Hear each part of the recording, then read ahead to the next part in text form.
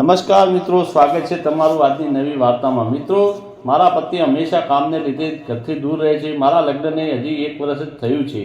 હું ખુલ્લા વિચારોવાળી મહિલા છું। જ્યારે હું કોલેજમાં હતી ત્યારે પ્રોફેસર સાહેબ સાથે મારા સારા સંબંધો હતા અને તમને સાચું કહું તો એકને એક મિત્રો સાથે વધારે સમય પસાર નથી કરતી। મને યુવાનો કરતાં મોટી ઉંમરના લોકો સાથે વ્યવહાર કરવો અને સંબંધ રાખવો વધારે ગમે છે। અત્યારે મારી ઉંમર 25 વર્ષની છે। મારા પતિ મારી સાથે નથી એટલે મારું મન પણ ક્યાંય લાગતું નથી। હું મારી નવરાશના સમયે મૂવી જોઉં છું અથવા તો વાર્તા વાંચું છું। અને તમને જાણો છો કે જેને આનંદ કરવાની અને મોજ કરવાની આદત લાગી જાય છે તેની હાલત શું થાય છે। મારી હાલત પણ અત્યારે એવી જ હતી। મેં વિચાર્યું કે ઘરની બહાર કોઈની સાથે મોજ મસ્તી માટે ખોટો સંબંધ વધારવાનો એના કરતાં તો ઘરમાં જ એક મિત્ર બનાવી લઈએ। એટલે મેં મારા સસરા સાથે દોસ્તી વધારવાની અને સંબંધ બાંધવાની શરૂઆત કરી। આમ પણ મારા સસરા એકલા હતા।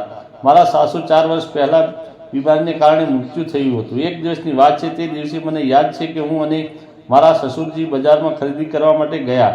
પૂરો દિવસ અમે બંને ખરીદી કરતા રહ્યા। અમે રાત્રે આવીને અને પાર્ટી રાખી। બજારમાં અમને બંને જે પસંદ હતું તે લાવ્યા હતા। જે ખાવા પીવાનું કર્યું અને પછી ડાન્સ પણ કર્યો। હું હિરોઈનની જેમ તૈયાર થઈ હતી। જે આજે સાડી અને બ્લાઉઝ પહેર્યું હતું।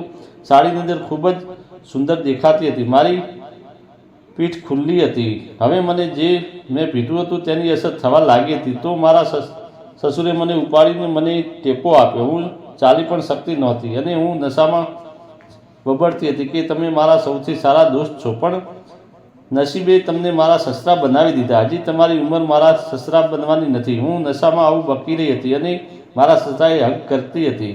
મારા સસરા પણ માણસ હતા અને આટલું સુંદર અને જવાન બૈરું જોઈને કોઈને પણ આ રીતે આલિંગન આપે તો તેની અંદર રહેલી હિંમત ડગમગવા માંડે છે।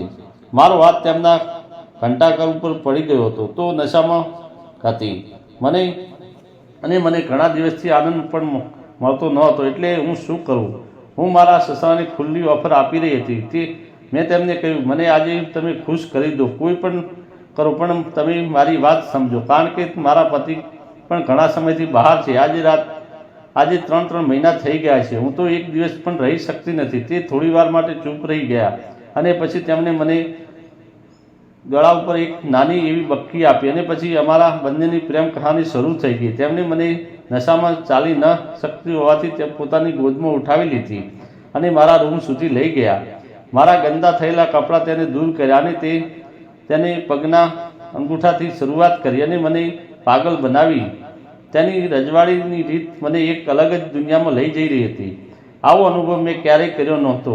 હજી અમારી પાર્ટી શરૂ થઈ હતી ત્યાં અચાનક મારા રૂમની અંદર કોઈ ત્રીજી વ્યક્તિ આવ્યા। મને અહેસાસ થયો અને મેં આંખ ખોલીને જોયું તો તે મારા પતિ હતા। અને પછી જે કંઈ થયું તે મિત્રો તે જાણવા માટે વિડીયોના અગાઉ ભાગની રાહ જુઓ। વિડીયો પસંદ આવ્યો હોય તો વિડીયોને લાઇક અને ચેનલને સબસ્ક્રાઈબ જરૂર કરો। ફરી મળીશું એક નવા વિડીયોમાં। ત્યાં સુધી આવજો, ધન્યવાદ।